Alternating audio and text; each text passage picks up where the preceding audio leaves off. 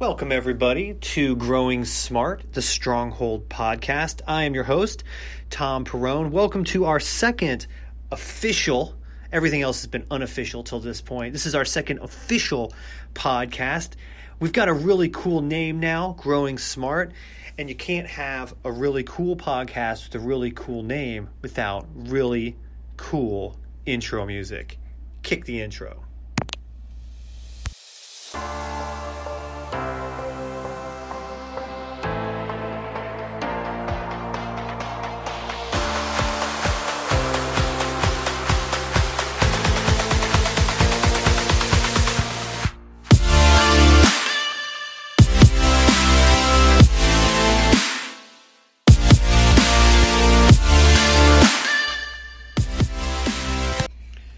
So with super awesome introduction music like that, you have to expect this podcast is going to be probably the greatest one you've ever listened to, maybe in your top 10. Unless you've only listened to 8 podcasts in your life, then this will be in your top 8, guaranteed. So, Stronghold Training Podcast Show, that's what I wanted to call it, Stronghold Training Podcast Show, but apparently that wasn't cool. So it's Growing Smart. I am Thom. You can find out more about Stronghold Training at strongholdtraining.com. But here's what we're going to talk about today. Today, we're going to talk about when to fire people, when to fire your team members. This is a difficult topic. It's one that we could probably spend 45 minutes on easily. So I'm going to try to boil it down to a few minutes. I'm sure it's not the last time we'll be talking about this. But in all the consulting I do and all the coaching I do, this comes up a lot. And so I thought I'd just give a few kind of nuggets, some key takeaways on when to fire to help some of you guys out who are struggling with this. I'll just kind of kick it off by telling you that if you're sitting there really wondering if you should fire someone, probably you know that you should. Now, here's the issue. Whether or not to fire someone, how to fire someone is actually a secondary issue. The primary issue is all of the stuff that's making you feel like maybe you should let this person go. And that stuff can be kind of put into 3 categories. Number 1, lack of performance. They're just not meeting performance expectations. Number 2, they're just not a culture fit or a core values fit for your organization. Or number 3, they are exhibiting harmful behaviors. Those are the 3 categories that typically put us in this situation. So here's what you need to have. Before you can really figure out whether or not you should fire someone, you need to ask yourself, do I have defined minimum performance standards? That's number 1. You might feel like someone's not living up to their aptitude, but do you have a minimum gauge of how people should be performing? It's critical. Number 2, do you have well-defined core values for your organization? Have you defined why you exist? If so, then you can kind of size up an individual and say, are they living out those core values? Are they motivated by them?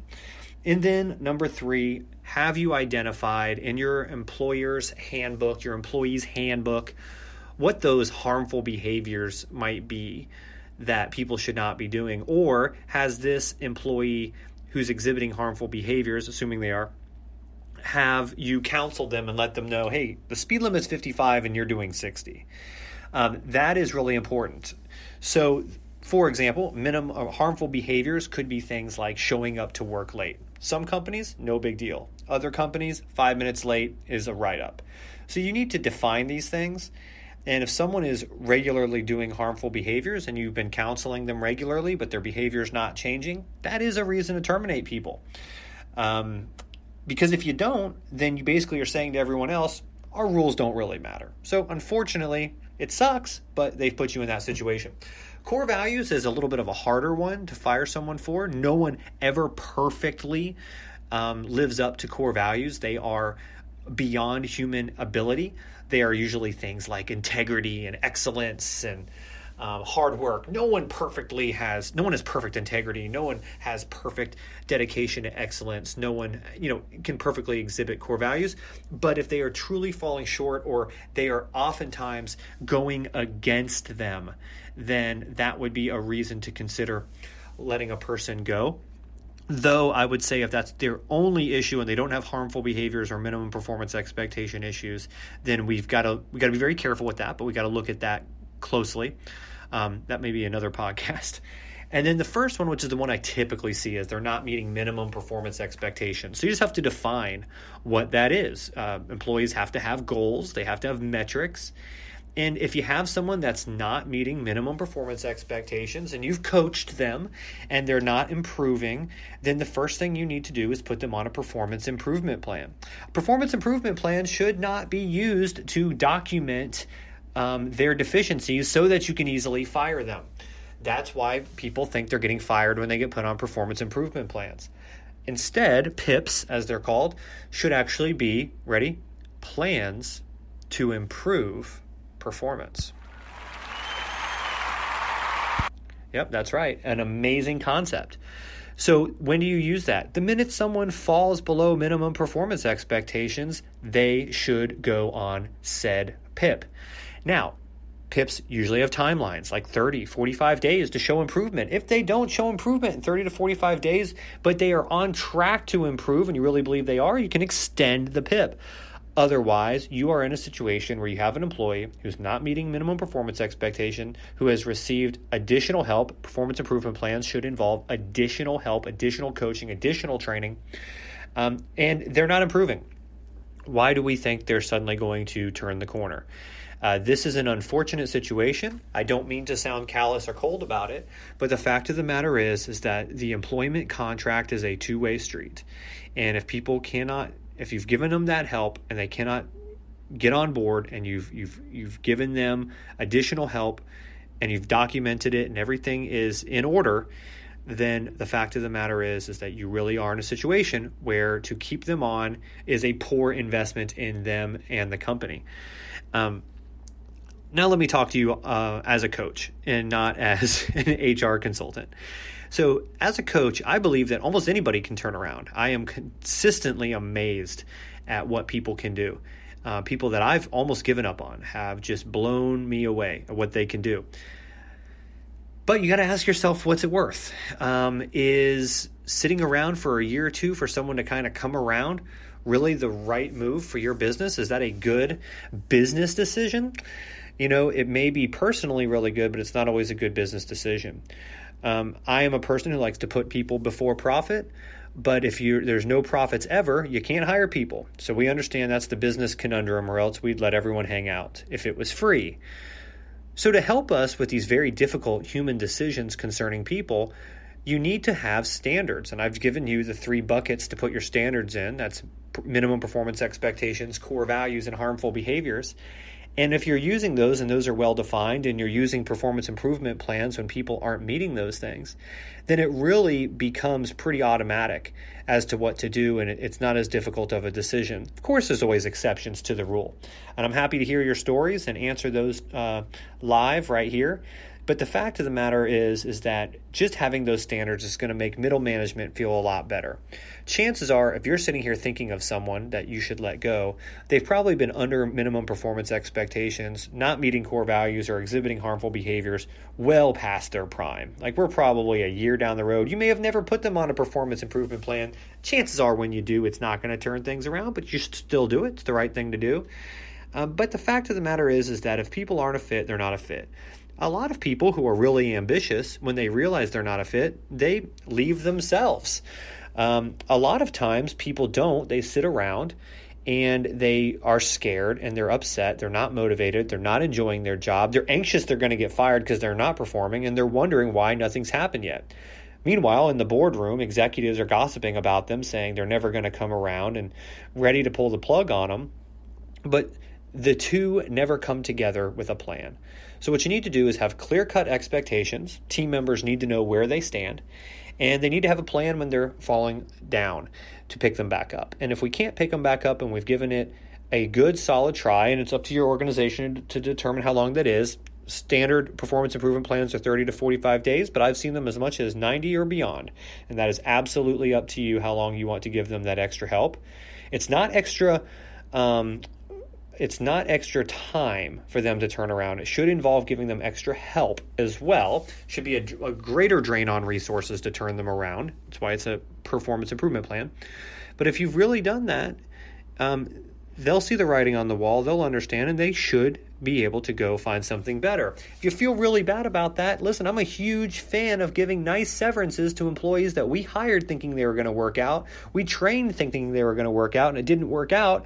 I'm a huge fan of not kicking them out the door. Send them away with 30 days of pay. You go, oh man, that's a lot of money. Yeah, but you know what? You sleep at night. Sometimes it's the right thing to do. We spent all this time hiring someone. It didn't work out. We made a mistake. So why should they have to pay the ultimate price? Give them 30 days to go find another job. Give them 45 days severance. That really just takes care of all those bad feelings. And I have found that when I've gone to managers and said, hey, we're going to give this person 45 days severance. Do you want to let them go now? They were quick to say, yeah, it's the best thing for them. You can even help them find other jobs. I'm a huge fan of transitioning in-house. So that is the main thing I wanted to say about firing people. But let me give you a couple other quick nuggets before we end here today. One of the most challenging things about letting someone go is that whenever you are in a position where you've got to fire somebody, inevitably, you see your own deficiencies. You see your own failings. You see where you've messed up. At least you see them if you're a good leader. It's actually a good sign. If you see that you're having a hard time firing someone, it means you're a good leader. You have a heart, okay? You have empathy. You are looking, you're self-aware. You're wanting to improve. Employers out there, bosses out there who resent their employees and they like firing people almost, it seems. They're quick to pull the trigger. They're not great leaders. They may be good managers. They're not good leaders. So the fact that you're suffering with this is a good sign. The fact is that you really should take lessons learned from it. You should see how much more careful you should be about hiring, how much more you should improve maybe your onboarding and your training and your coaching. Maybe you should have put them on a performance improvement plan sooner. Those are all great lessons learned. Take those lessons learned. It's important. But the struggle is real. And if you ever get to a place where you have no question in your mind that you should let someone go, you're like, man, I've done everything for this person. There's no chance of them turning around. Be honest with you. You probably should have let them go a lot sooner. If you're not wrestling with this, if you're ready to just let them go today, then it's probably because they've rotted on the vine a long time ago. And so the fact that you're wrestling with it doesn't mean it's not time yet. It just means it's hard, and it is. Again, I think a good severance really just kind of takes care of that. And it's impossible not to be biased, when you're thinking about letting people go who have situations at home, their families, they've become a part of your family. It's a very difficult thing. And so, I really believe that we should hire people with such care and train them with such diligence that we really never intend to leave anyone behind. That the point is it's almost like adopting. We should feel like we're adopting employees. The difference is that your kids really never do leave the home. I mean, they move out, but we don't fire our kids. And but employees are different. It is contractual. They are not technically family, even if they feel like it. But that doesn't necessarily make this all the easier. I believe that when we let someone go, it should be a massive lesson learned moment. There should be exit interviews. There should be meetings within senior leadership to figure out what's going on, what we can learn from this.